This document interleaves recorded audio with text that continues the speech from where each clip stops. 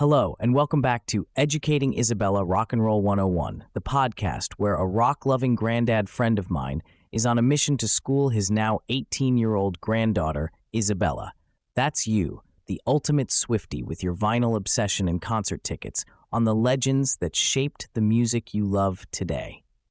We've rocked through Chuck Berry, Fleetwood Mac, Duran Duran, Carole King, and Jerry Lee Lewis. But today, we're switching gears for an explainer episode.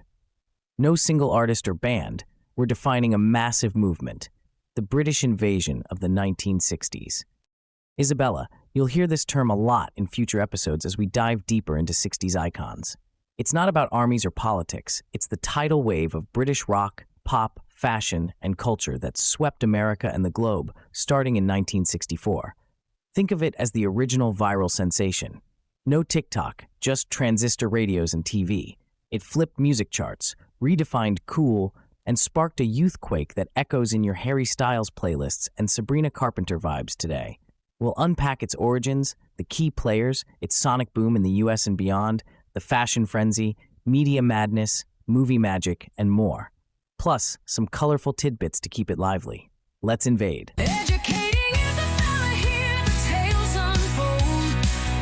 Is a rocks bringing legends bold. From the riffs to the licks and the rebels call. It's the heart and soul of it all.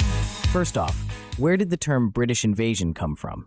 Picture America in early 1964, still reeling from JFK's assassination, clinging to clean-cut teen idols and surf rock.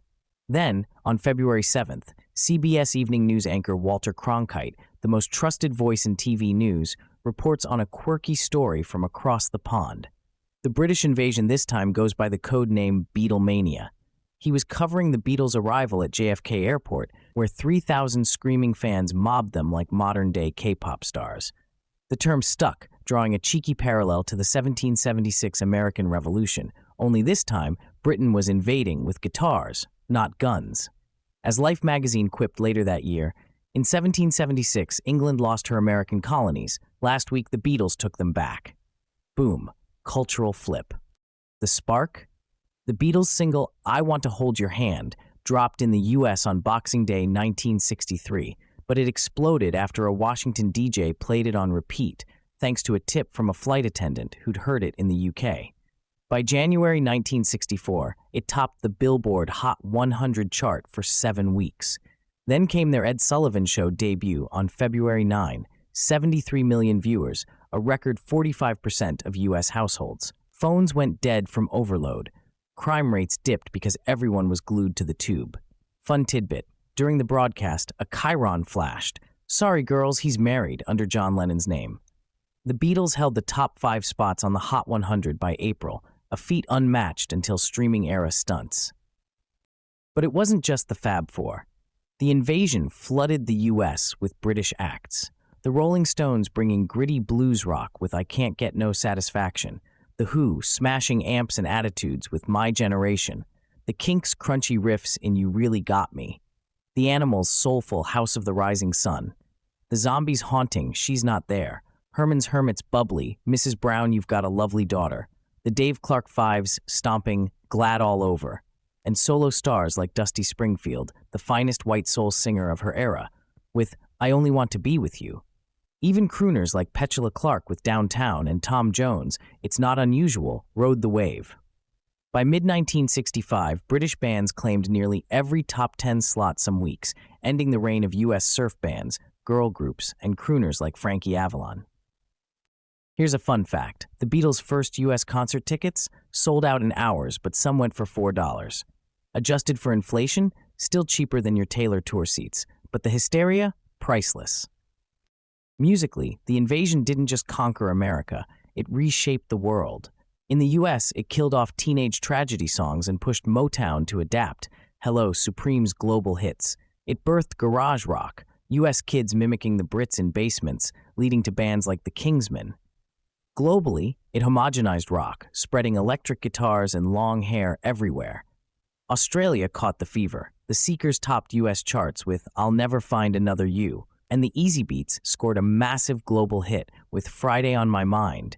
Their lead singer, Stevie Wright, called it Aussie invasion vibes. In Europe, it boosted local scenes. In Asia and Latin America, it inspired beat groups blending local flavors.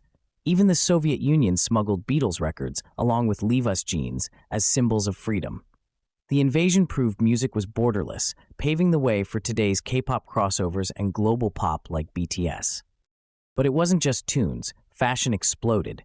Swinging London became the epicenter of cool. Mary Quant's miniskirts, debuted 1965, scandalizing conservatives. Twiggy's pixie cut and doe eyes, Carnaby Street's mod suits, Chelsea boots, and psychedelic prints. British models like Jean Shrimpton shocked the Melbourne Cup in Australia in '65 by showing knee, gasp, sparking worldwide hemline hikes. Youth culture rebelled.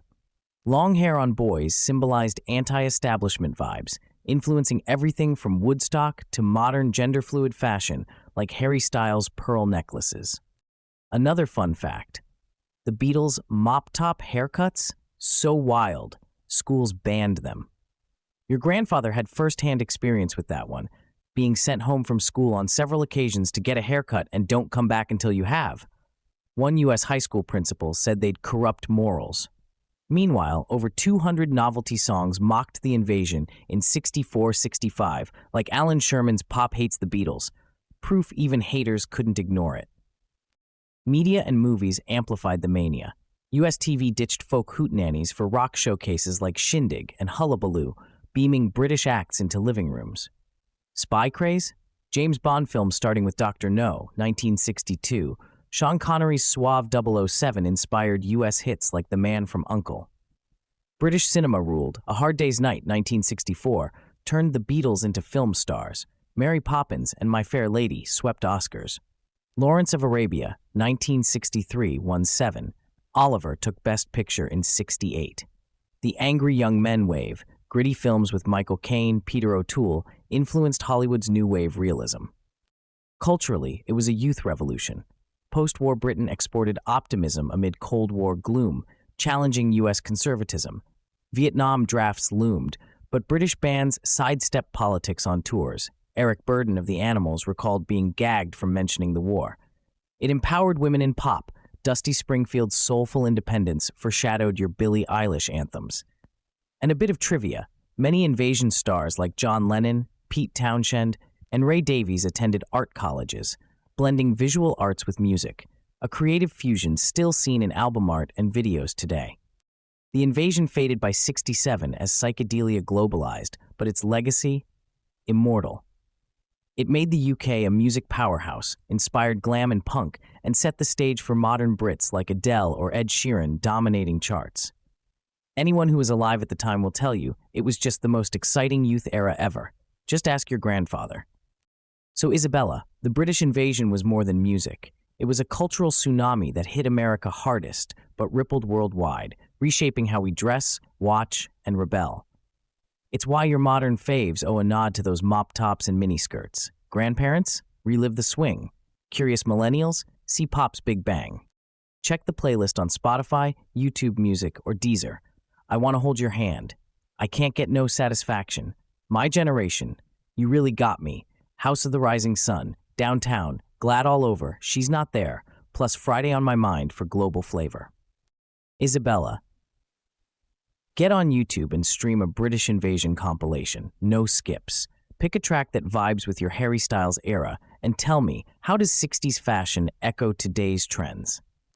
Thanks for joining the Invasion, Rock family. Subscribe, share the swing, and next time, we'll be back with the story of one of the great British invasion artists. And coming soon, a multi-part series on the Beatles and their cultural impact.